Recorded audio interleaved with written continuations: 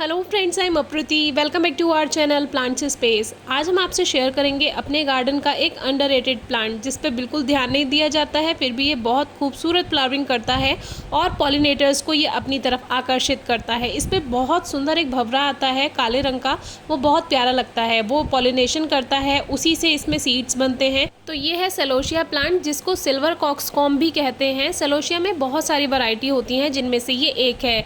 एक कॉक्सकॉम आपने देखा होगा, काफ़ी बड़े फूल उसमें खिलते हैं। इसी तरह अलग अलग इसमें वैरायटी आती हैं। अभी सर्दियों में एक आएगी, वो बहुत प्यारी लगती है। उसमें छोटे छोटे डार्क प्लांट्स होते हैं, वो बहुत प्यारे लगते हैं। डिफरेंट कलर्स में आते हैं, येलो, रेड, मैजेंटा, बहुत सारे शेड्स में आता है वो। तो वो सर्दियों में आते हैं, वो आपको नर्सरी में मिल जाएंगे।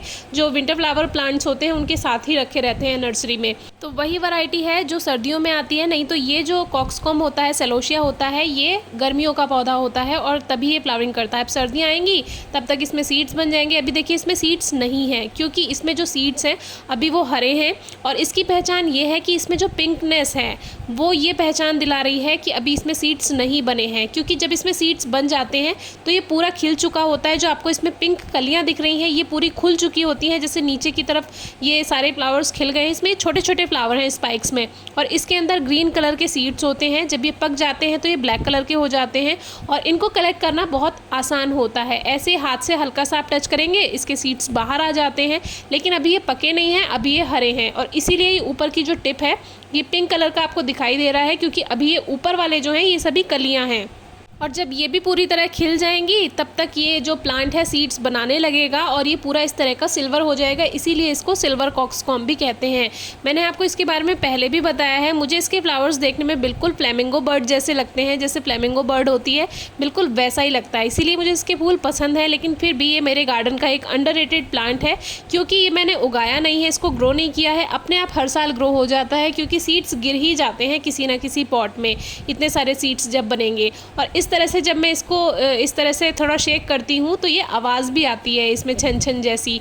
तो ये मुझे बहुत प्यारा प्लांट लगता है। पर वही है, कभी ग्रो करना भी इसके बारे में नहीं बताया। तो फिलहाल ये एक तो बड़ी इलायची के गमले में ग्रो हुआ है। ये काली वाली बड़ी इलायची है। ये पॉट में अच्छे से ग्रोथ नहीं करती है, क्योंकि इसको फैलने के लिए ज़्यादा जगह चाहिए और बंदर भी इसको बहुत नुकसान पहुँचाते हैं। तो ये बस मैंने एक प्लांट की तरह रखी हुई है। लेकिन इसके जो बाकी प्लांट्स मैंने तैयार किए थे वो बाहर ज़मीन में लगाए हुए हैं।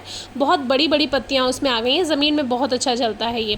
तो उसी के पॉट में ये प्लांट ग्रो हो गया था, तो मैंने इसको ग्रो होने दिया। और देखिए कितनी ऊंचाई तक ये पहुंच गया है। बहुत सारे पॉलिनेटर्स इस पे आते हैं।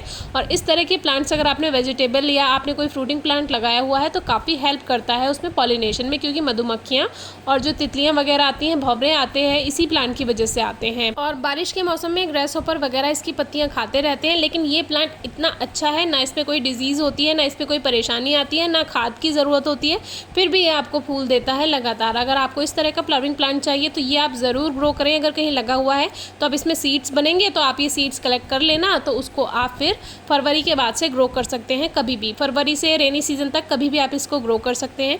एक्स्ट्रा पॉट में लगा हुआ है, जो वेस्ट पॉट होते हैं उसमें मिट्टी रखी रहती है। अपने आप ग्रो हुआ, अपने आप चलता गया, कोई फर्टिलाइज़र नहीं दिया, कोई केयर नहीं की, बस धूप मिलती रही और पानी मिलता रहा। उसी से बहुत अच्छी फ्लावरिंग इसमें हुई है। देखिए है ना, है ये फ्लेमिंगो जैसा। इसके सीड्स मुझे एक प्लांट कॉम्पिटिशन में मिले थे, उसमें मैंने अपने गार्डन की एक वीडियो शेयर की थी। तो वहाँ से मुझे कुछ प्लांट्स और कुछ सीड्स गिफ्ट में आए थे।